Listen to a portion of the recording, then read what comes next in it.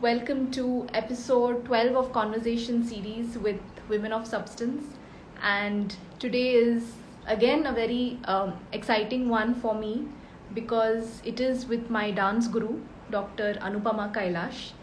And once again, it is nostalgic because as part of the first edition of the Conversation series way back in 2005, Akka was a part of it, and she gave us her expertise on Indian classical art forms. And today I am extremely happy that she took the time out and accepted to be a part of this conversation series, which will be primarily focusing on Akka's journey, her life, her experiences as a performing artist, as a scholar, as a researcher. So, for those of you in the field of Indian classical art forms, I'm sure you all are all very familiar with Akka and her work. But for those of you who are from other walks of life and who are unaware of Akka's work, a very brief introduction of Akka. Dr. Anupama Kylash is a senior Kuchipudi and Vilasini Natyam dance practitioner, academic and researcher. She has given over 1,000 performances in India and abroad. After completing her bachelors and masters in dance, she went on to complete her doctorate in the same from the University of Hyderabad. She established Anubhav, a center for dance, music and literature in Hyderabad. Along with her disciples, Dr. Anupama has presented a number of creative and innovative dance features and ballets and has won several accolades for the same. She is a Vishaarad in Hindustani music and is an A-graded Doordarshan artist. She has authored a book titled Nayikas in Kshetrayya Padams and a second book titled The Nayikas of Annamacharya, an interpretation of dance based on her doctoral thesis.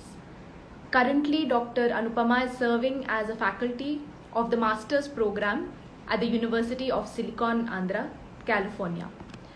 Thank you so much, Akka, for accepting to be a part of this series.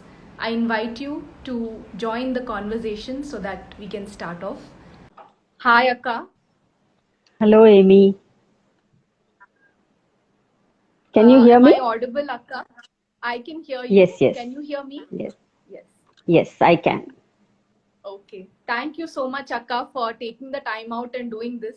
As I said in my introduction, you have been totally involved in the field of art, and especially in the lockdown, you have been so busy giving so many presentations and conversations and interviews very specifically related to the field of art. But today is something different. It will be me asking you questions about your journey, your life, your experiences, not just as an artist, but as a person in Yes. whole, in entirety. So for me, besides being a fantastic artist and a teacher, I have also seen you play the role of a wonderful mother. And Oh, I yeah. wanted to start the conversation by asking you how that journey has been, how it changed your life, and how has it evolved over the years? Uh, yeah, that's number one actually achievement for me, I feel, because um, so I see I've never been much of a planner, actually, as you know. Um, so whatever I do it very systematically, but I've never really planned that, okay, at this point in my life, I'll do this, or at this point in my life, this will happen. Okay. But so Churnika, my daughter is, I mean, yeah, she happened 2 years after my marriage. We didn't really like plan, okay, now we have to have a kid or we have to do something. So there was no planning, Right. but she just happened, and um, she's been so much a part of all my work and everything, as you all know, you know. So she's like literally grown up. She grew up, she first stood up in Ravindra Bharati, you know, when we were rehearsing for some show. She just held the curtains and she stood up for the first time when she was around one Right. year. So she's been so much a part of all my activity, and, you know, so much there is no okay, this is my daughter. I have this plan for her, or I have this, plan for myself. This is what I have to do. This is parenting. This is this. There's no thinking around all this. So most of it just evolved. And according to my daughter, whatever aesthetic I got, she says I got it from her. So, Okay. so she insists that I was Reverse hopeless before. genetics, Akka. So she says it's reverse. She says, no, you had no taste until I came into your life. So I'm okay. I'm okay with her thinking that. So no issues with that. So the relationship just evolved, and also about what she will become, what I never planned what I will become. So I didn't plan what she'll become either. And about her learning dance, like I'm always asked this question. Yeah. You're a dancer. It's automatic that, dancers, children, especially if they are girls, Yes. will also become dancers. And then we see so many mother-daughter duos and all of that. Yes. So, but I knew from the beginning, I taught her dance. She learned little bit right from the beginning. She learned the fundamentals of Kuchipudi. She learned the fundamentals of Vilasini Natyam. But she never wanted to take it up as a profession because, first of all, she's quite a shy person. She doesn't like to be on stage. She said, no, I don't want to be on stage ever. So that's absolutely fine. I mean, let them find their own, thing. So she's so much a part of all my work, but not active dancing. So she does my invites, she does everything. And I think that's an absolutely fine equation because, we don't have to impose our beliefs or our hopes or let them have their own dreams, their own, whatever they want to do. Yes. So it's been like a very, we've just grown together, I must say, in many ways, and arrived at one, relationship where we're more friends than anything else. Yes. So yes. That's how it is, kind of. Yeah. Right. So if there is one thing that you could share with us that you have learned from Churnika, what would that be, Akka? Many things. I mean, not one thing. I've learned like many things from her. So I've definitely, I have learned a lot of aesthetics from her because, how to combine colors, what to do. So she's more that way, more aesthetic, I must say. So that I've definitely learned from her. And then I've also learned, not to, because one quality I've always observed in her, which is, I don't know, I mean, from where she got it, probably it's a natural quality of hers. She doesn't flap very easily at all. So, and if I start flapping and getting worked up about something, she'll say, it's okay, it's not that important, you can just take it easy. So that's something I've really learned from her. She, because I have a tendency to flap when something goes wrong or something doesn't go according to my plan. Your plan. But she can be very, adaptive that way. And she says, it's okay, it's not a big deal. Let it happen. So that's something I've definitely learned. She's quite a parent, actually. Yeah. In her, I must say, it's quite a parent, to me. And tells me, no, you should do this. No, you shouldn't do this. That kind of thing. So definitely, a lot of learning has happened. Yes. And I know you're not the type who likes to give advices, Akka, but just to kind of end this short segment about parenting, if there is anything you would like to share to young parents, anything that you feel would help, what would that be? See, Amy, you know me, I don't really like to advise anyone because I know that everyone's set of circumstances are always different and everyone's nature is different. But there is only one common problem which I felt, is very prevalent in many youngsters today is overthinking. There is a lot of overthinking. Yes. Am I ready to be a mother? Am I not ready to be a mother? If I am a mother, will I be able to satisfy the duties? Can I do this? How will I bring up my child? I mean, do I make my child this? Do I make my child that? Is it absolutely necessary even before the child is even thought of or conceived? So there is a lot of overthinking. Yes. Now that overthinking is not good for anyone because it's a pressure on the person, the young parent also, and it's also a pressure on this child, on this poor unborn kid who's even going to come. It's because it's an unnecessary pressure. It's not like, it's not like Karna where he has to learn the Chakravyuha in the mother's womb or anything like that. Yeah, I Right. mean Abhimanyu, where he has to learn the, things. So it's okay. There's no need to think so much, because human beings are very resilient. Yes. If you have a child, you will automatically parent it. You have no other option. So there is this overthinking is, I think, a lot of reasons why, younger people, I'm not, don't want to sound like an old patronizing, condescending adult or anything, but a lot of reason why many of them have, anxiety, depression, and many of these problems. I know you're doing this lot of series is about mental health and a lot of these issues also. Yes. I think because I think we were the other extreme. We never planned anything, which is also not good. So even till I was like 35, 40, I really didn't know how much income I was going to get from whatever I had chosen to do. So that is a little, our generation is still a little more, unplanned, I must say.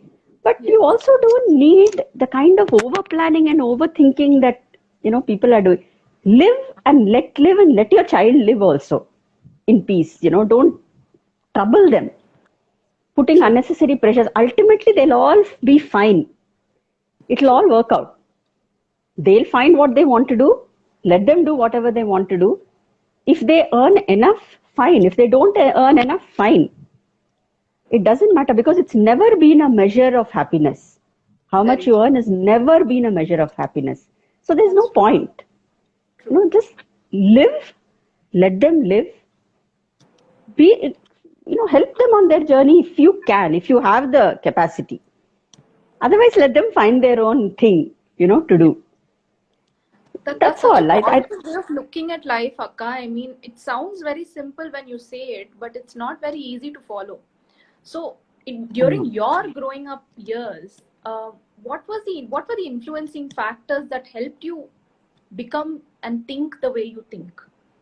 See, because my mother was also like this. I mean, to be very honest, my mother, who was the main force behind everything I did, actually, to be very honest, had my mother not kept pushing me, I probably wouldn't have done half of what done.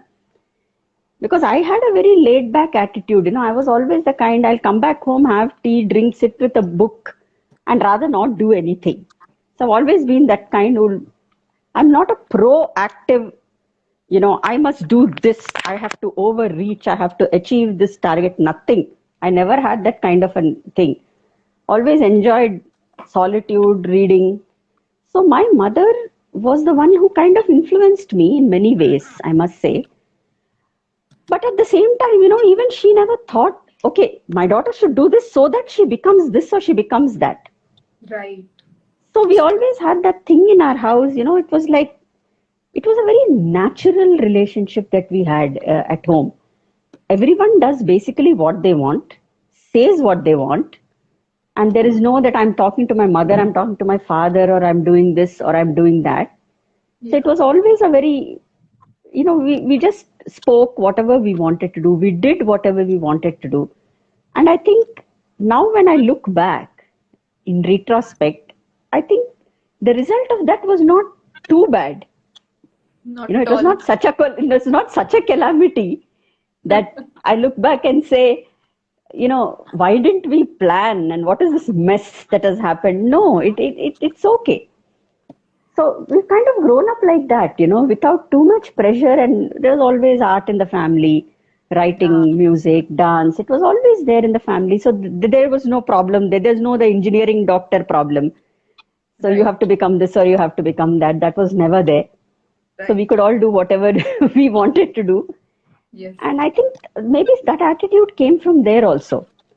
My mother Yes. would tell me because I know that, it's very, I was, when I was expecting my daughter also, at that time I was not able to perform or do anything. So that was a time when my mother, she just suggested, she said, see, since you're interested in the academics of your dance form also, why don't you do something with the academic part? So it was, we very casually looked at the, the applications that which came out in the paper. And I was in my 9th month pregnant with Chudnika when I wrote my JRF, the Junior Research Fellowship exam. I remember my husband was waiting outside Osmania University in the car because in case I have something, I start going into labor while writing the exam or something like that. So interesting. So I never knew that. it was in July, we had the JRF exam. So I wrote my exam. Then I had my daughter in August. 99, I qualified for the fellowship. And I joined University of Hyderabad for my PhD because I got through the JRF. So, there was just a mild suggestion that, you use your time to do something other than performing since you are out of performing a thing right now. So it just worked like that. But there was no pressure like, oh, what are you doing? Why don't you do this? Why don't you do that? So I think the same thing happened with me and Chudnika also. Right. I never could take pressure and I never can put pressure, so I think that kind of happened naturally.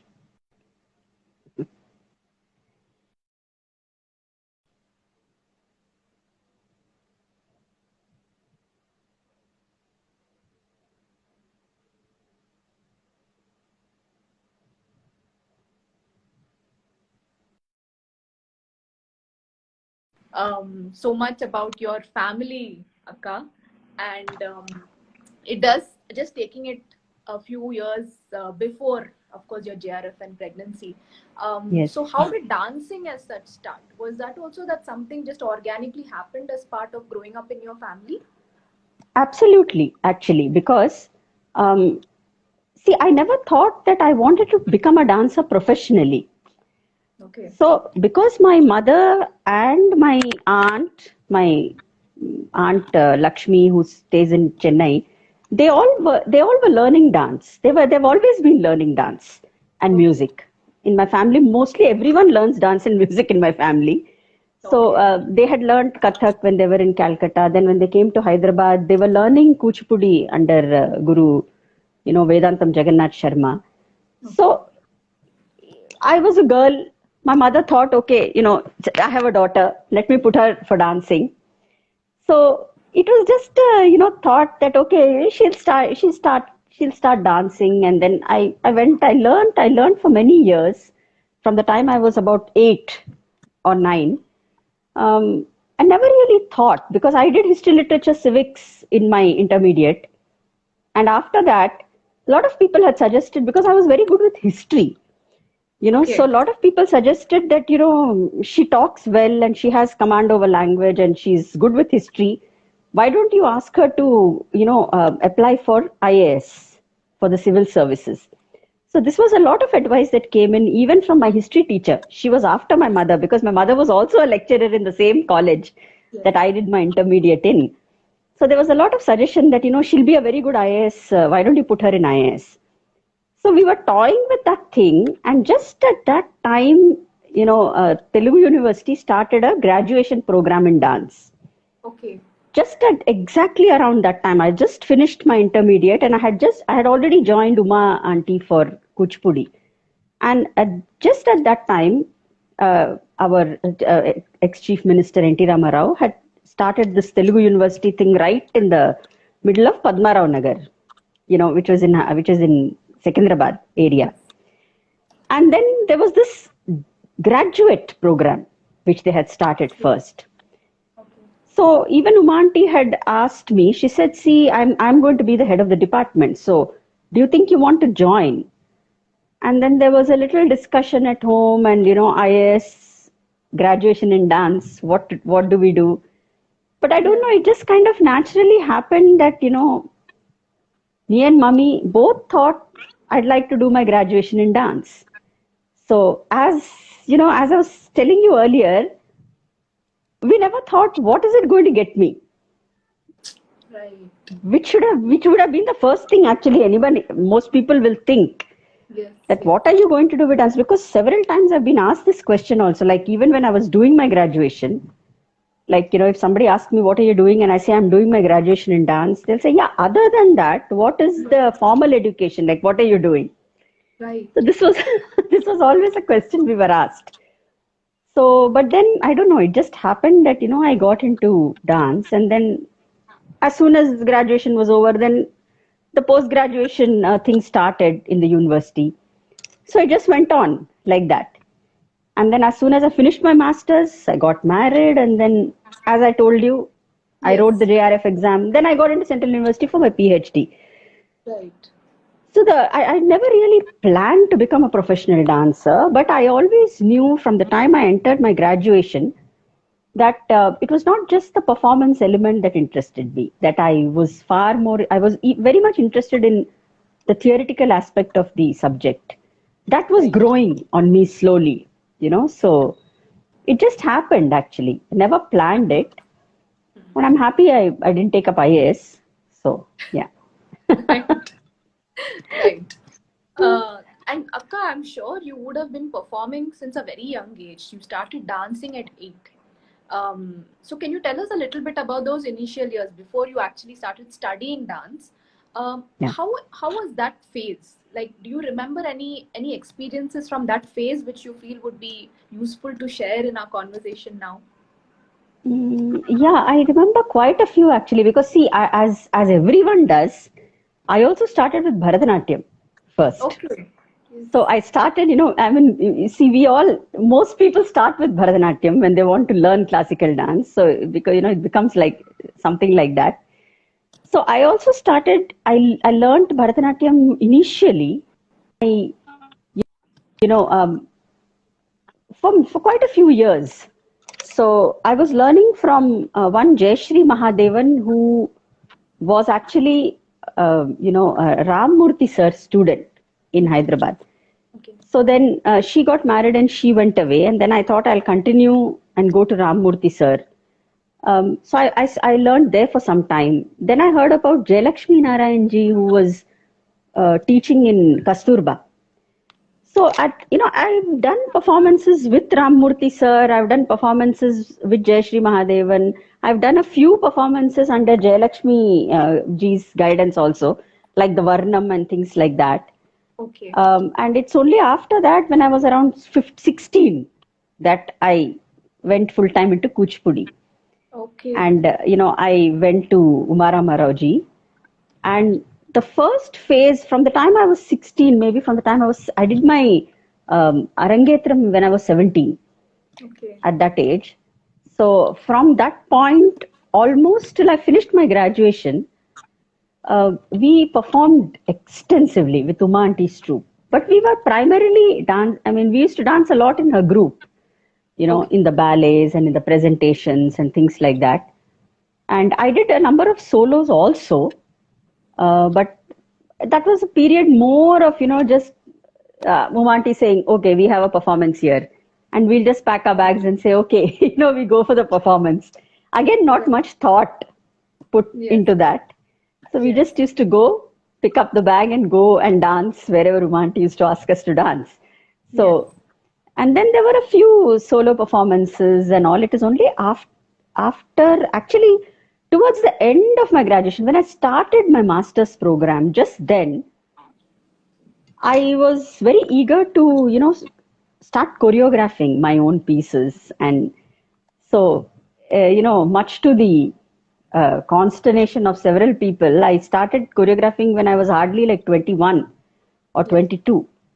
So I started working, and my first choreography I still remember, which I took as a challenge, and I said, no, I will do this no matter what anyone says, was because it's Navaratri time. I remembered that also, because it's the Atatala Varnam, which I Okay. had choreographed for this Navadurga festival that our director of tourism in Hyderabad at that time, Kishan Raoji, he used to organize this 9-day Navaratri festival, and every day one dancer was invited to present something on one Devi. Okay. So I chose to do Parvati, and I did this Atatala Varnam, and I choreographed everything myself for that. And then I trained the Natvangist, I trained the everyone for that, and that is a turning point, I think, in my performative career. After Right. that, I've done a lot of solos. Primarily, I do my own choreographies. I've always been that kind, to work on my own pieces, and even my first group production also was, in Kuchipudi, was something completely unconventional. So I worked on the Rabindranath Tagore's Padavali of Bhanasingh, which was a work in Maithili Yes. language adapted to Kuchipudi. Yes. So my performance career, see, I've been performing from the time I was 14, 15, even before that actually. Right. And it's just gone on. There was a phase when I was performing somebody else's work, and then it just very smoothly transitioned to performing my own pieces, Right. looking at pan-Indian literature, which I love. So the progression just happened very naturally. I love to do all languages. So it just went on, and then there were several productions after that. Yes. And Yes. because you've Yes. danced in many of my productions, so Yes. that's how it happened basically. Just taking from that, Akka, you also mentioned that your thought process when you choreograph is different from what was possibly being done regularly by most Indian classical dancers. So, was that something that you consciously made an effort to do, or was that something again that just came naturally to you to just do something that is different? Mm, I don't think I don't think I sat down and decided that okay, everyone's doing this, so I want to do something else. Yes. I don't think I ever did that, but I knew that I wanted, like, see, for example, when I did a production called Sumadhura Bhashini, based on the different languages of the Okay. country. So in that, when we were uh, thinking of what best represents a particular language, then we started looking at the traditional pieces in those cultures. So because of my curiosity to dig and to research and keep searching for material, when we started looking for different languages, and then we looked at, for example, the best example I can give you is for Marathi. When we chose Okay. Marathi, we found this fabulous theatrical piece called the Povada, which was performed by it's very typically Marathi in nature, and it also adapts very well into Kuchipudi, because Kuchipudi was also primarily a theater tradition. So we chose this dialogue between Shambhaji and Aurangzeb, which was a very Okay. interesting, piece which we did, and we made the whole music. We sat with Marathi musicians, and we planned it, and so it's always been like that. Yeah. Bengal, of course, I've always had interest, because my mother and all grew up in Bengal, and Right. so the whole inclination of Rabindra Sangeet and everything comes from my family also. But so each region, it's always intrigued me. And how you were so intrigued by the languages and the literature from Yes, different states. So that's right. that's so inspiring, Akka, because to think of something like that at such a young age of 21, 22, it's not very common, I feel.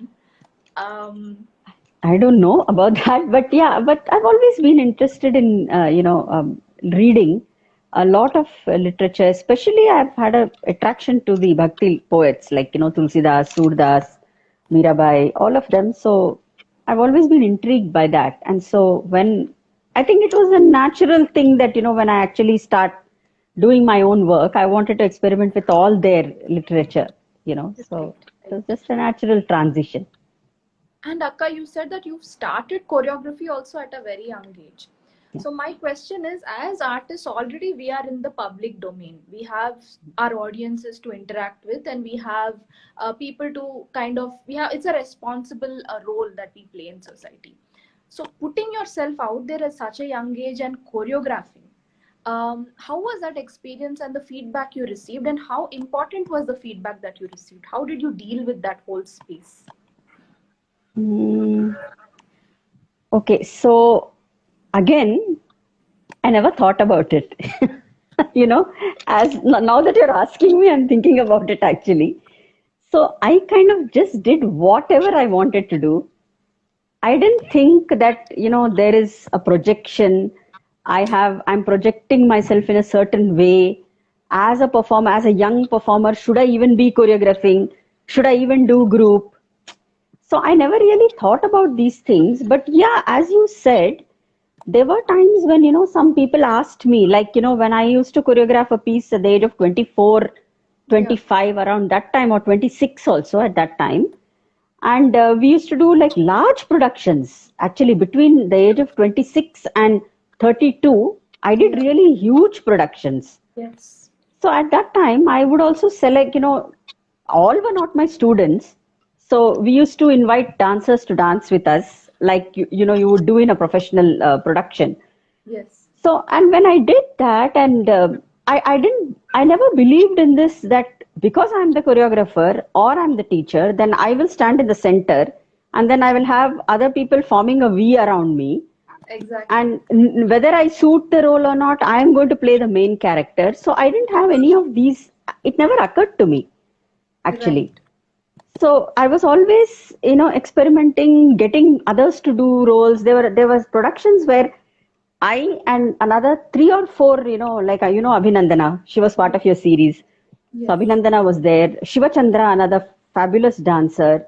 So many of us, Sanjay Joshi, we played Sutradhars actually in some Yes. of the productions in which other people played the main characters. So it was never, I did get advice once or twice from people saying that, this is not the correct thing to do. This is not good for you. You're not projecting yourself properly.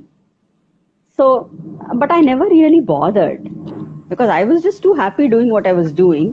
Right. So I didn't care about any projection or anything or, what is a, I didn't even understand what was a big deal. Right. The idea is that you are doing a production. People who suit the role must be playing the role. Yes. And I am the choreographer, so it's all the more my responsibility that I see that people who Exactly. suit the role play the role. Yes. Yes. So my logic was very different, and I really didn't care about what I was projecting or how I was projecting myself. Right. I really didn't care about these things. But yeah, there were points because I was very young when I started doing all this. So there was criticism from some of the big gurus, who said these young girls come and they do something, and they. So it was always there. But over time, and I never really bothered about it. But over time, I've seen that those very same gurus acknowledge me and my work today. So I think it's just a matter of time. They need Right. to get used to you and your method. Right. Primarily, I think it's only that. So, That's such a great way of looking at things, Akka, and it's so inspiring again. So, if there is any, just to end this segment, if there's any advice you would like to give to young choreographers, young dancers who want to, have their own productions, think of putting their work out there, any advice to them? well, again, I'm Again, I'm not an using the word advising. advice. I know you don't like giving advice, but Yeah, still, any no, I'm thoughts on again this? not. I'm not an advising type of person, but Yes. so my policy has always been have conviction in what you're doing. I mean, if you know that you like doing this, it really doesn't matter, what anyone thinks or what is a projection. Because, I mean, see, we neither need to we don't have to be self effacing and say, okay, I am a nothing or anything like that. But at the same time, we don't need to have this very exalted opinion of ourselves either. Yeah. Because even in today's world, this whole diva culture is also dying. Yes. There's nothing like that. Everyone is doing their own thing in their own space, and everyone has their own niche. So everyone's creating their own thing for themselves. So in such a situation, see, we don't have like in previous years, the top dancers were like film stars. They had a number one, number two, diva kind of a thing. Right. It's not there today. In every street, you have 20 dancers who are literally as good as the other. And the only danger is, we must not allow it to slip into mediocrity, which there is always a danger when there is excess of quantity. So whatever you do, I mean, it's not really an advice, but it's just a personal experience that whatever you do, first of all, peel the layers off, peel the skin off whatever you do. Delve into it deeply. Don't let anything, don't leave any aspect of it uncovered or untouched. Just go, I mean, take whatever, if you do dancing, just making, choreography to a small padam or even a shlokam. Look at it from every avenue, every aspect. You feel you resonate with it, you feel this is a piece I want to do, you do the piece. That's it. See, today it's not such that if I do this, what will happen, or if I do that, what will happen. We don't have that kind of a scene anymore. Lots of brilliant dancers are out there experimenting with lots of things. The only thing is, and it's very difficult to be extraordinary also, because there are many who are very good. Yes. Many who are very good. So I don't think we have to really aim to be extraordinary, but we have to definitely aim to completely be immersed in whatever you're doing. I think that immersion is more important. So you understand the piece at every level, Yes. Because that process is always more enriching. Yes. Than the result, So you'll go there, you'll dance the piece. Finally, the piece will be over in 20-25 minutes. But the 1.5-2 months of, madhanam that you would have undergone to create that piece, that process is what is interesting, at least for me. Yes. That is a process that finally I may never even perform the piece ultimately. Yeah. Whether you perform it, whether you don't perform it, I think ultimately it's the process. Right. So that's my only thing to young dancers. I mean, since you said advice, it's not an advice, but allow yourself to experience the process. Don't be in a hurry to just go and put stuff out there on the stage. Right. The process is more important than anything else. True. Very true. Again, taking from what you said, Akka, what do you think are the pros and cons of being a young Indian classical dancer in 2020? Because like you also mentioned, there is so much happening and there is so much more work being put out. There are a lot of people who are extraordinary at what they do. They're very good at it. Do you think it also adds a lot of pressure, especially for professional dancers who are in the field 100%? Yeah, definitely. The pressure is there. But, my take on pressure has always been that you must, if you allow that to be pressure, then it is pressure. Yeah. But why is there pressure? So, see, everyone has their own schools. Everyone has their own students. There is no race today. There is no I become #1 dancer in the country. So, what is this pressure? Where is it coming from? The pressure is coming from your own internal space, basically. Somebody else is doing something, so therefore I have to compete with that something and be better. So that pressure is not external, it's internal. That pressure is coming from you. Yeah. So it's like this proverbial stress management of today. Where is the stress coming from and why do you have to manage it? You have to remove it. That's the idea, no? Right. So this belief of the modern world that, it's modern world, it's a fast world, so stress is bound to be there. Therefore, we have to learn to live with it, therefore manage it. Yeah. Yeah, exactly. Yeah. I don't believe in that concept. Where is the stress? Why are you stressed? okay, you will dance this performance, somebody else will dance the next performance. So who cares? How does it matter? That's my only thing. How does it matter? What is the race about? If you are in a race, if you are in competition with somebody, only then there is pressure and only then there is stress. Like, see, as you said, I'm doing a lot of lives now. But if I was not asked to do them, I'll be happy. I'll sit in. World won't come to an end if none of us dance for the whole 1 year. Nothing will happen. Yeah. All will be right with the world. God will be in his heaven and all will be right with the world, even if not a single dancer dances for the whole of 2020. True. But What there's is so the much urgency? happening on social media, Akka, especially Exactly.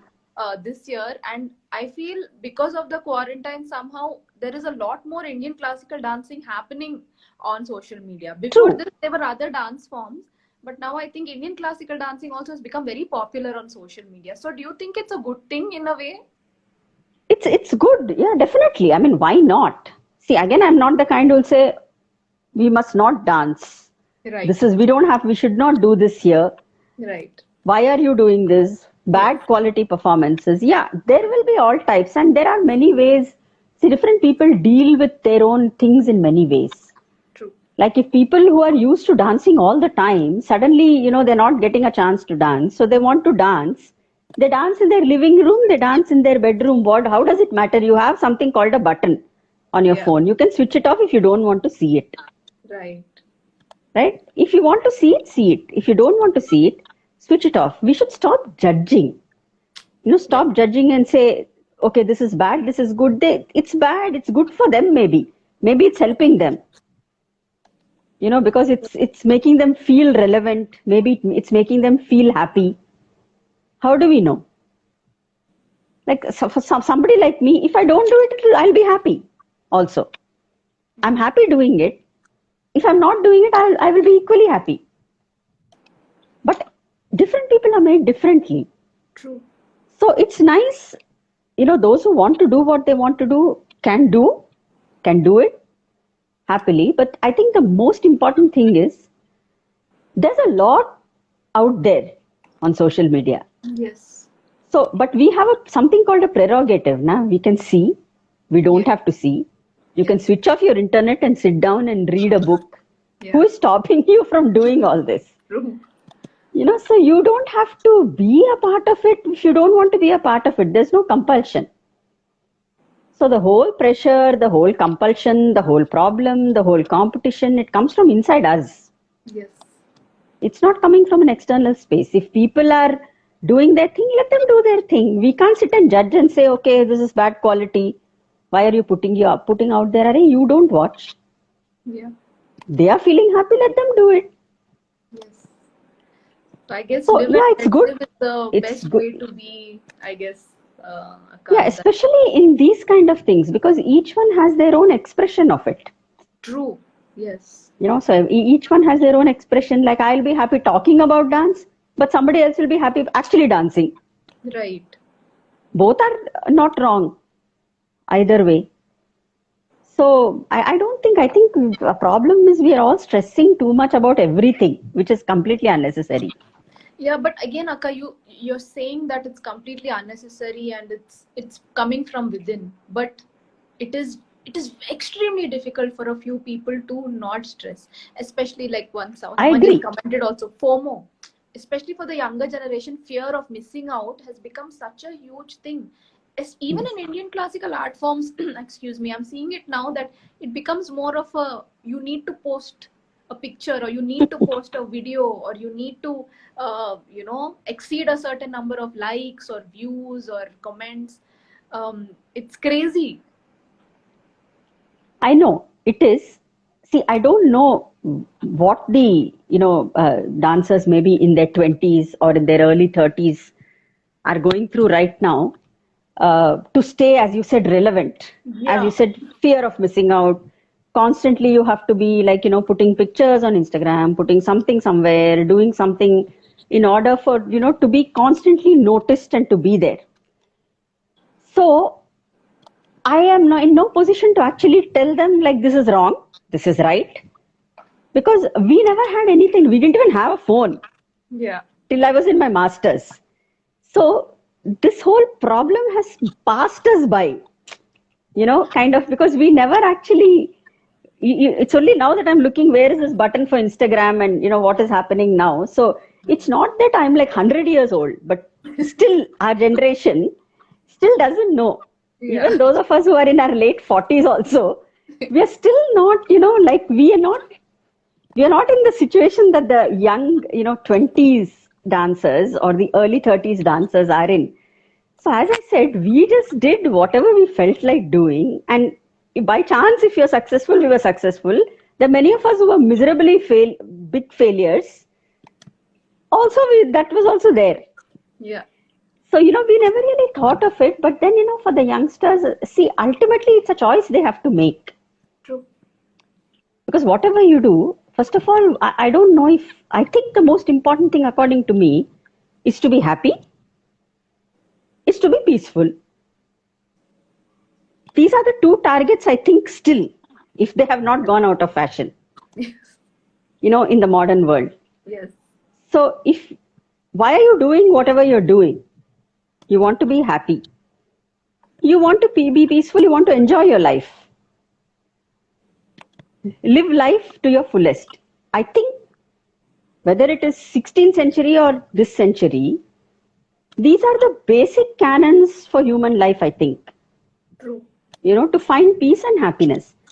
Now, after being in the race, at some point, whoever this dancer is or this young girl is, if she realizes that this is making her unhappy, or it's creating stress, or it's creating pressure, then she'll have to at some point make a choice. What will I do to make myself happy? If you're happy, really happy with this mad rush, you'll anyway keep it up. If that gives you a high and that gives you satisfaction, but it's a question of, again, I'm not judging the rush, the mad rush. Today we have the technology, we have the means, everybody will be using it in different ways.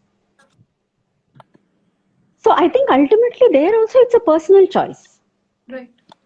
You can't keep, the one thing that I don't like, which I think is hypocritical, is when you keep doing something constantly because it's expected of you and then you keep saying you're unhappy about it. Yeah. True. So that is the only thing I have a problem with. Yeah. Like, because who's forcing you to do it if you're not happy with it? Correct. If you're unhappy about it, find a way to get out of it and make yourself happy. If you're happy doing it, accept that you're happy doing it. True. Don't keep on doing it and keep saying, oh, but this is so stressful. This is so, I have so much to do, but it is so stressful. That is hypocritical. Yes. Because there's nothing, no gun is there against your head. Correct. Which says you have to do this. So true, Akka. It's about the choices we make, and it's about being honest and true to ourselves at the end of it all. That's very true, Akka. But now again, coming back to your dance career, Akka, you were doing really well in Kuchipudi and you were having a number of productions. You were traveling all over the world, performing. And then you went back to being a student again and you started from scratch in a new dance form. So can you tell us a little bit about that journey, Akka? How it all happened? Yeah, well, actually, when I met Swapna Akka, my guru in Vilasini Natyam, Swapna Sundari, Padma Bhushan Swapna Sundari ji, I met her as a Kuchipudi dancer only because, her mother had just passed away, and the next year she was starting this memorial for her mother. Vakkalanka Sarala Garu, she was starting a memorial for her. And there were these number of Annamacharya's compositions which her mother had tuned. Okay. So she asked my friend Sanjay Joshi, who was already associated with her, whether there is any young Kuchipudi dancer, who can choreograph 3 or 4 of her mother's pieces. Okay. And present it in a festival which she was having in Delhi for her mother. Okay. So I was already researching Annamacharya at that time. I had started my PhD on Annamacharya. So this was around 2000, and 99 I had started my work on Annamacharya. So he told her, "Yeah, I have a friend who's actually working on Annamacharya." So she said, "Just ask her if she'll be ready to choreograph these pieces and perform them in Delhi." So that's how I met Swapnaka actually for the first time, when I said yes. She gave me four pieces, and I remember what those pieces are also. This was 20 years back, but I remember Yeah. clearly what those pieces were. And then she sang for me for that performance. She wanted to sing personally for all the dancers who were Okay. choreographing the pieces which her mother had composed. Okay. So I did. I went and performed Kuchipudi there, four Annamacharya Kirtanas, which her mother had composed. So I set the dance. I had rehearsals with Akka with her team in Delhi, and then I performed them. I remember still in, I think in Delhi, it was the AP Bhavan, that we had performed this thing in. That's how I met her. And then I got to know that she comes every year to Hyderabad to do this ritual in this Rangbagh temple, where she's doing this form of dancing, Yes. which is ritualistic in nature and which comes from the Telugu Kalavantilu tradition. So I was very intrigued and very curious. So I went to the temple to watch this whole thing, the ritual. And I was just, flabbergasted looking at the entire richness of, the whole movement pattern, the repertoire. I had not even seen the Abhinaya yet. I Wow. was still only looking at the ritualistic, component of it. And I was very, intrigued by that. But still, the idea of learning it had not yet come. Right. But then in around 2002 end, when Swapnaka, she wrote her book on Kuchipudi, the world of Kuchipudi dance. So we thought we'd do a small book release even in Hyderabad for that. Okay. And in 2003, we just planned that little book release in the small hall, in Hyderabad, in Ravindra Bharati. At that time, there were about three or four of us. Purva Dhanashri was there, myself, Sanjay Joshi, Yashoda Thakur. So we were few of us who were all there on that day. And somehow the conversation came up, about this form, Vilasini Natyam. And then Akka expressed an interest and she said, I'm also planning to teach this form. And four of us immediately, decided that we'll learn this form Wow. from her. And we had I still remember we had our first class in Sanjay Joshi's, he had his dance class, which was like a basement. Okay. So we had our classes there. That's where we had started the classes. Four of us, Purva had already started learning from Akka. We had not yet met Purva then. We Okay. only met her in the first year of Rangbagh when we went there. Okay. So we started learning it. And again, since we are dancers of that age, Mhm. at that time I never thought, oh, I'm a Kuchipudi dancer. I'm established in Kuchipudi. Now what will happen if I start, learning another form? Will it be? And as expected, there was a lot of, backlash. We did experience it, especially since it's the Devadasi tradition and the female dance tradition. Yes. We did expect backlash from unexpected quarters also. Like, we thought people would be very open minded in this era at least. Right. But a lot of people asked us, why are you learning this form? What is there that is not there in Kuchipudi? Hmm. So we got many questions like that. My own guru was not very happy, Uma auntie, but she had a lot of respect for it because she is already trained under Nataraja Ramakrishna Garu, who had already started the work with Andhra Natyam. Right. The resurrection of the kind of refinement and bringing it back into common practice. So she had a lot of respect for the form, but she also was not very happy with me learning it. And similarly, there were many people who Okay. asked us, and I think even today there are many people who, like I heard somebody say this once. They said, two of our good dancers of the future generation for Kuchipudi have been we have lost them to another form.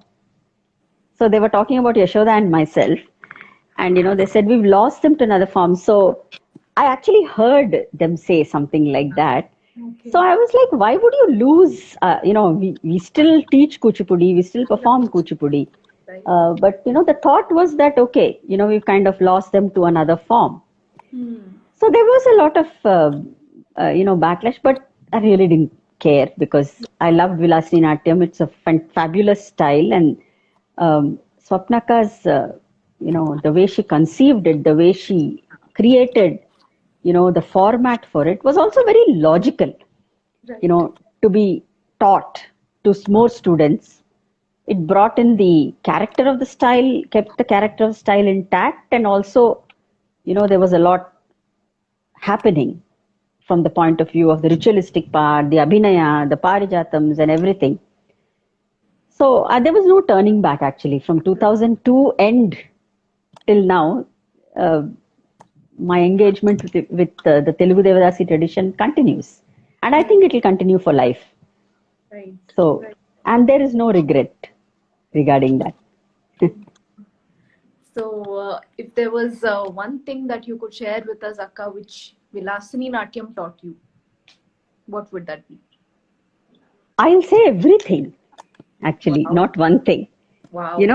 Not only, Vilasini Natyam as a tradition, which is the Telugu Kalavantulu tradition, that, first of all, that taught me a methodology of communication, which I was always seeking. Even when I was very young, I remember even when I was practicing Kuchipudi, I love Kuchipudi and I love dancing Kuchipudi and I still love dancing Kuchipudi. It's a theatrical tradition.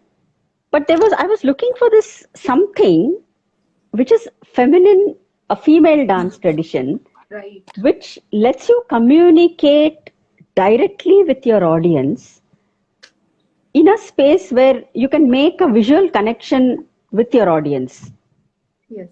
Yeah, I don't want to take on a character and tell a story, but I want to connect and talk through dance, to an audience or to a viewer. Now, that was something that Vilasini Natyam satisfied in me. Right. Because I wanted to do that. I get a high when I, do some ideas or something and I see the audience respond to it. Right. So that was something that I was looking for, and this format Yes. of the chamber concerts that are there in the Devadasi tradition, the whole format, it gave me that thing to be able to do it. And then coupled with that, the format itself was conducive, and coupled with that was the brilliant mind of my guru, Swapnaka, who taught us how to use that medium that we are working with in order to, milk the medium to its maximum. How to play with images, how to play with metaphors, how to play with ideas, what exactly, and how to go through that whole forest. Right. So we learned a lot. So these two things combined together has changed my view of dancing in general. Right. So it's not one thing, but I think everything, most of what I am today, I think I have acquired from this tradition more than anything. Right. While I love the dramatic component of Kuchipudi and I love to incorporate it in several ways, as a woman dancer and as somebody who's very interested in images and motifs, this taught me something which is me. Right. So that was the main thing. Amazing, Akka. And I must also definitely ask you about your association with Annamacharya's works. You have been associated with it for 20 years now. So I think Yes. after Vilasini Natyam, along with Vilasini Natyam, I think that is also something that plays a huge role in your life. So can you Yes. please tell us a little bit about that impact that it had on your life? Sure. Yeah. Actually, I must say that, my interest in Annamacharya was actually, it was ignited by Uma Auntie, Okay. my guru, Uma Rama Rao. Okay. She was one of the few Kuchipudi gurus who has worked extensively with Annamacharya. Oh, okay. There were many kirtanas or sankirtanas of Annamacharya which she had incorporated, which I had never seen anyone else perform. Right. Wide range of sankirtanas. Wow. And I remember even for my first program, which was called Nrityanjali, because we didn't want to call it Arangetram because we thought Arangetram is very Bharatanatyam. So Okay. we called it the Nrityanjali. And even in that, she asked me, looking at my interest in, literature, and I used to keep asking her questions and saying, Auntie, what does this mean? Auntie, what does that mean? So she said, I think you're interested in literature. Do you want to do Annamacharya? I think his literature is very beautiful. Okay. So I was only 17 at that time. So she gave me the song Kaladinte Mata Kantuni Ata. I still remember the piece. It was sung by M.S. Subbalakshmi, in her 22 pieces that she had sung. Okay. This was one of those pieces. And she asked me, she said, if you're interested, I know you're a little young to do this piece, but if you're interested, I could teach you this piece, she said. And I really loved it. I mean, it speaks about Alamelumanga, all the friends of Alamelumanga coaching her about the first night Oh. that she's going to spend with Venkateshwara. So she said, yeah, I know you're a little young to do this, Yeah. but if you're interested, I will teach you. So I said, I'm definitely interested. And then this was the first one I learned from her, Kaladinte Mata. Okay. And after that, somehow, we did one production, I remember, under Uma Auntie, Alamelumanga Vilasam, where she put together a number of Annamacharya compositions and she created an entire production on that. So that I was already getting very familiar and very intrigued by this poet Okay. who had composed such a wide range of songs. Because usually any poet will have a limitation. He'll compose this kind or that kind.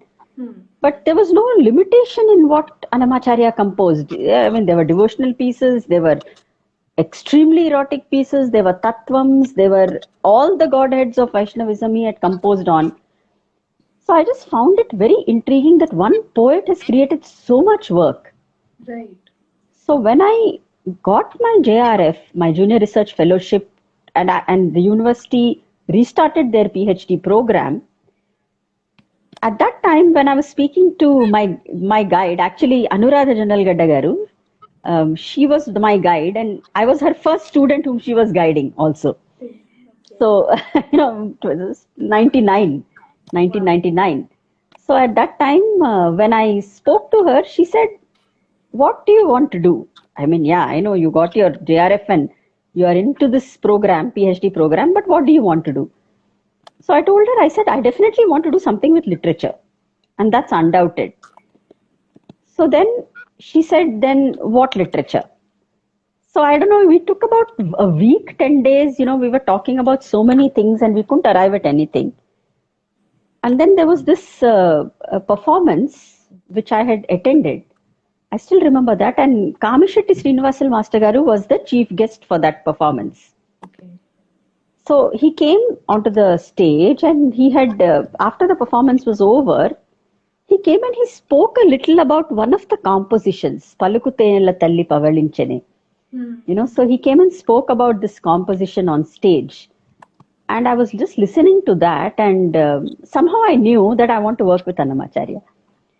Right. So I went to the university the next day and I told Anuradha Garu, I think I want to work with Annamacharya. So she was a wonderful guide. I mean, I must say that, So she said, okay, but what about Annamacharya? Because his Sahityam has been done a lot. There are many, Annamacharya was the hot thing happening. A lot of people were working on him from the point of view of literature, from the point of view of music. There was a lot of translation happening of Annamacharya Charitra and many aspects. So she said, what do you want to do? Then again, there was this discussion and we were thinking and I said, I know I want to work on the Shringara, Kirtanas for sure. Then I don't know actually finally how we arrived at Nayikas. Okay. But we finally arrived at Nayikas. I don't even remember exactly how we arrived at that. Okay. But then we said, okay, let's explore the Nayikas of Annamacharya because that's something nobody has really touched from the dance point of view. Right. There was one small work which had come on the Nayikas of Annamacharya, but only from the point of view of literature. Okay. So she said, since Nayika Bhava is so important for dance, why don't you explore it from the point of view of dance? Right. So we finalized the topic, gave it away without knowing now where we'll start. We said, okay, now we said, we just called it the Shringara Sankirtanas of Annamacharya, in special reference to Nayika Bhava. We just submitted the topic and said, okay, now we're going to work on this. Okay. So there it just started. Then I started looking, where do I study Nayikas? What do I do? Right. Then one thing led to another. Then I heard about all these, texts, Rasamanjari, Yes. Shringara Manjari. I had heard about Raghavan sir's, Dr. V. Raghavan's text, Shringara Manjari. And I realized that it's not in print. Oh. So I started scouting libraries. Okay. And in the Department of Archaeology, there was only one copy. In Abids, there is this archaeology department library. There's only one copy of Shringara Manjari because it was their publication. Okay. So I still remember that, they were so scared. So I said, you send your guard with me. We went to a photocopying shop opposite the library Okay. with the guard there. And then I got this whole Shringara Manjari, photocopied and I brought it back. And I was the proud owner of the only Shringara Manjari copy, amongst the academics. Wow. Until Dr. V. Raghavan's daughter Nandini Ramaniji, she reprinted it again. Okay. Today the book is available. So it started like that. Then started my journey with Kamshetty Master Garu. Yes. So I went to him and I said, I inspired to do this only because of you. So now you guide me. Right. So he was not very sure in the beginning. So, he was like, Amma, Annamacharya, you want to dance it? I said, no, I'm doing PhD on it. Oh, so you're doing PhD, but what should I do? I said, see, I'm beginning to shortlist songs. Now I want you to help me to understand these songs, to, find out about it. So he was a little skeptical because so many people must have come to him and said, I want this and I want that. So he doesn't know, who is really going to be committed and be at it. True. So I troubled him for a month. Okay. Then finally he said, okay, you come, let's start discussing. We started discussing, and after that, the gentleman, I tell you, he spent about half a year with me. More than 6 to 7 months. Literally every day I would be in his house. He has explained more than 310 songs to me. Wow. More than 310 songs he has explained, out of which we shortlisted. I came to 199 songs. I still remember the numbers also. 199. So he said, what is this 199, 200? I said, anyway, I can't take so many, Master Garu, So we came to 199. Then we finally came to about 72 songs. Okay. And then 56 songs we finalized. Okay. For the analysis, finally. And then after that, when I finished my PhD and, he was very, very, very, very happy. And then when I published my book, I dedicated my book to him and Dr. V. Raghavan. So he was thrilled. He said, Amma, why did you do this? I said, you are the person who made me understand Annamacharya. So why wouldn't I do this? So, and since then it's been constant, and every day I'm discovering Annamacharya. Every day. Every single day. Even now we are going to do something on Annamacharya. We're working on, so many aspects. I just finished a workshop on Annamacharya. So every day I just find that, there is so much that I still don't know about this poet. And I think that will also, like Vilasini Natyam, be a lifelong engagement for me. Right. Constantly. That's just so beautiful to know, Akka, and thank you so much for sharing such wonderful little incidents that happened along your journey of discovering Annamacharya and the bond you share with it.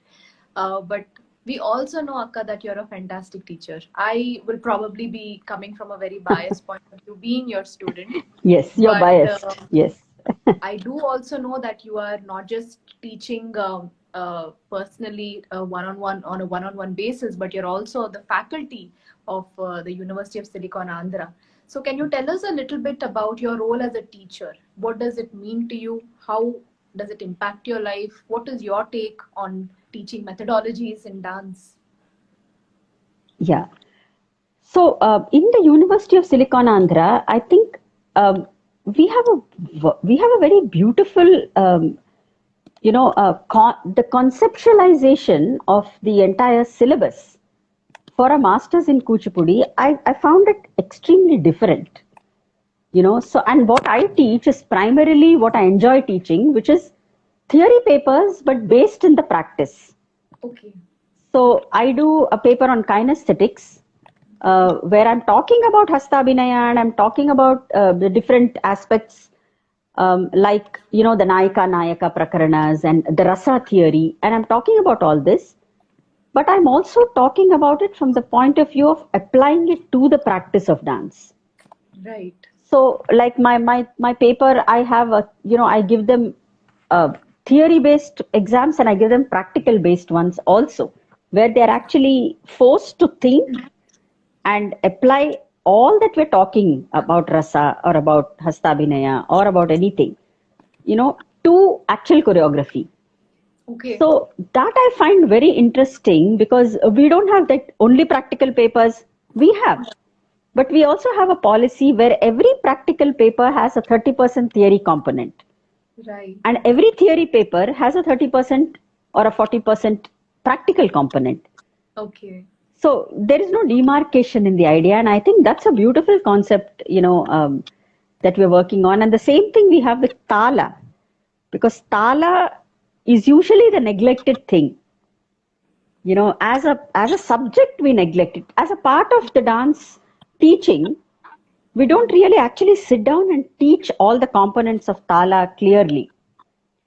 So I think that is something also which is I'm really enjoying doing that for the University of Silicon Andhra, because we have an entire paper on the intricacies of Tala and so many aspects like cross rhythms and how do you work with the principles of rhythm. There are so many elements there which I'm really enjoying working on, and I think our teaching methods need to be like that.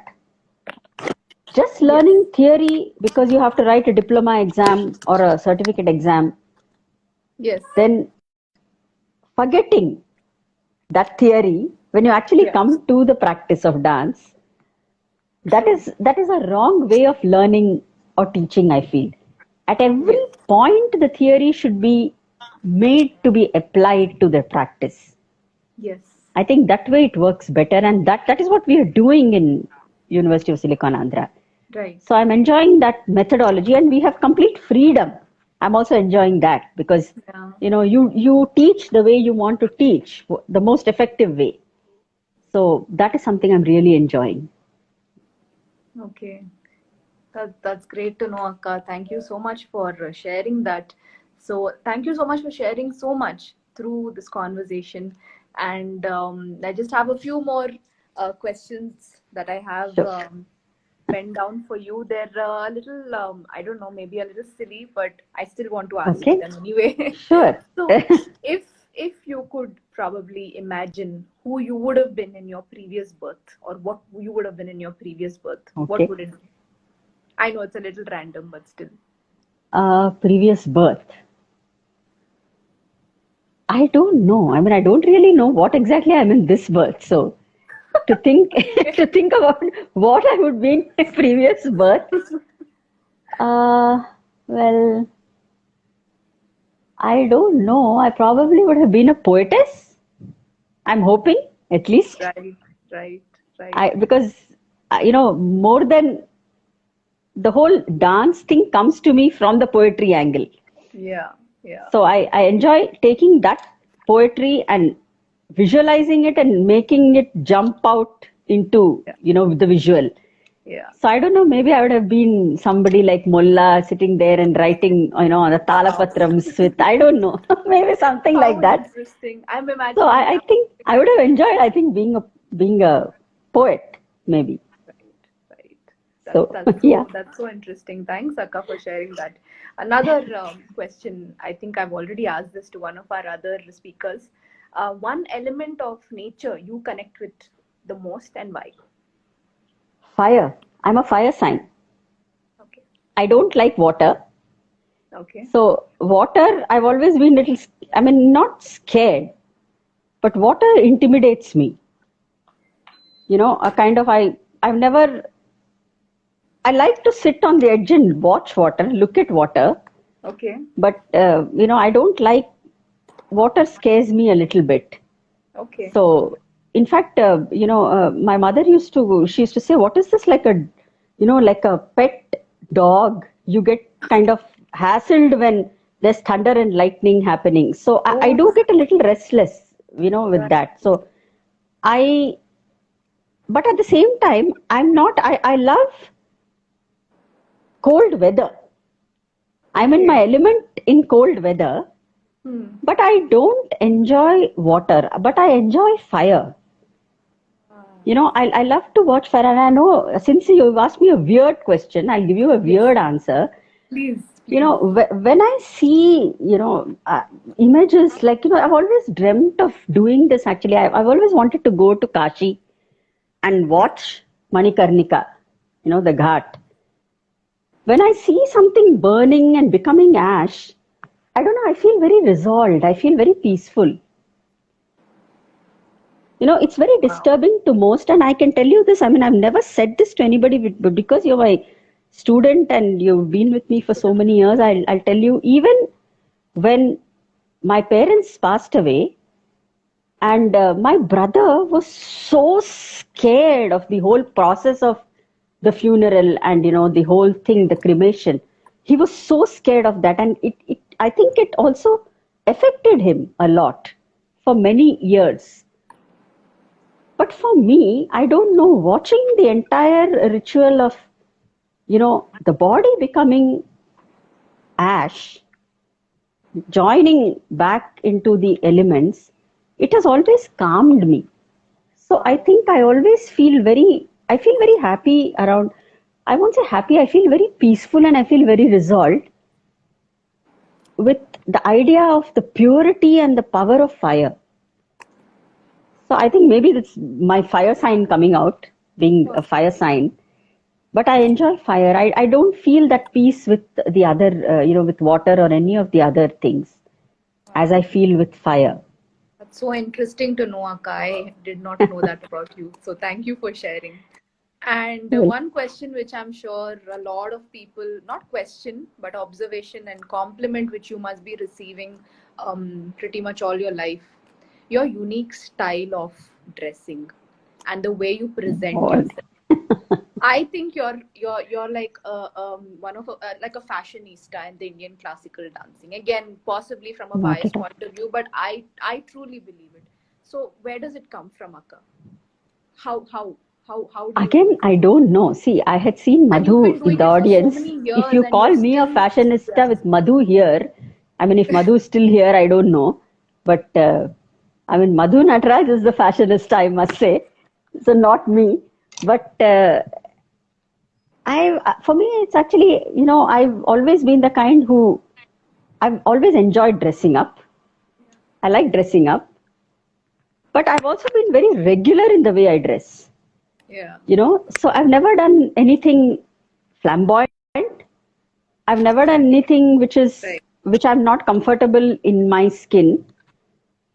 But within my comfort zone, I love to accessorize and dress, you know, um, kind of, I don't know actually from what is that component. I think some people just have it in them, some Yeah. people don't have it in them, whatever it is. But I've always loved to wear, and that also evolved over the years. Yeah. Because when I was an intermediate, as soon as I could get rid of this thing called uniform after Yeah. 10th class, as soon as I came to intermediate, and people used to make fun of me because they knew that I was coming because of the bangles, the sound of the bangles. I used to wear so many glass bangles always. Okay. So that became a phase at one time. I used to wear a lot of glass bangles. Then there was another phase when I was only interested in putting, colored kumkum. Okay. So I had this whole hundreds of boxes and spent time doing that. So I don't know, I was always, kind of interested in accessorizing. And but I knew that I liked certain fabrics. I didn't like certain fabrics. Like I'm never comfortable with artificial fabrics. Like that was Okay. always a problem. Like wearing chiffon. I mean, chiffon is still a natural thing, but wearing something like organza or whatever this China silk or this, I was never mixed fabric. I was never comfortable with. So I've been a handloom person because my mother has always been a handloom person. She's never worn anything but handloom. Wow. Even when she wore silk, which she stopped after certain times, even for my wedding, my mother never wore silk. So even for my wedding, my mother was wearing gadwal, cotton. Okay. Okay. So, we've always been the cotton types. So I always knew that, I love wearing handlooms. And that only just continued. And I don't know from where I find my accessories. Everyone keeps asking me, where do you Yeah. get all your stuff? I don't know. I just pick it up wherever I go. So even the snakes you're seeing today, I've Yes. picked up from Pushkar in Rajasthan. Okay. So in Okay. the course of things, I don't know, it just happens, I guess. There's no like Amazing, Akka. particular And tip about it. okay. But I think you are a fashionista and I think you're a wonderful teacher. And I also thank you so much for sharing um, so much with us, for inspiring all of us, and for making everything sound so simple, for simplifying complex ideas, thoughts. Thank you so much, Akka, for everything that you have given me also as a student in so many years, for being a part of the series, for in whatever we do, for help giving us the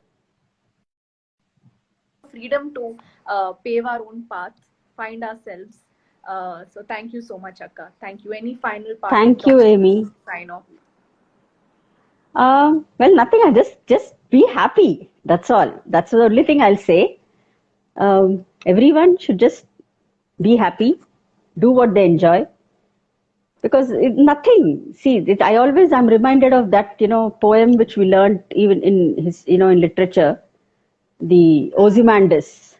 You must have heard about it, the Ozymandias poem, where there's this traveler who comes after many to several centuries.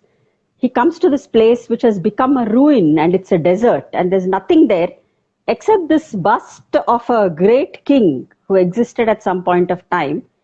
And on that bust, fallen bust, which is in complete disarray, on that bust is written, the greatest king who can never be conquered, the unconquerable King Ozymandias.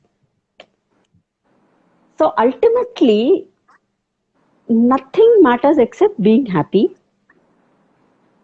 That king, the greatest king ever, will also meet his end, at some point of time. Absolutely. So there's nothing. I mean, it's all, you just enjoy what you're doing. If you're happy, just be happy doing what you're doing, and that's it. That's the only funda I've always believed in. Right. Let's not make big of our problems, because everybody has problems and there's somebody who has many more problems than probably you have. True. Always there will be. So when I say this, people say, oh no, but their problems are theirs, ours are ours. Yeah. So in Telugu, there is a saying, Sita kashtalu sitavi, Pita kashtalu pitavi. So it's like that. I agree that everyone has their own problems, but we must not magnify them, because the more bigger you make them, the more insurmountable they seem. True. So just live, because you just be happy, enjoy what you're doing. Ultimately, nobody will remember you. They'll remember you if you leave something worthy to remember. True. True. So that's it. Nothing else. Just don't be in Thank you. competition with anybody except yourself, probably. So true, so true. Thank you so much, Akka. That's such a beautiful note to end our conversation with. Thank you so much for taking the time out and answering every question in such detail and taking so much time out to do this.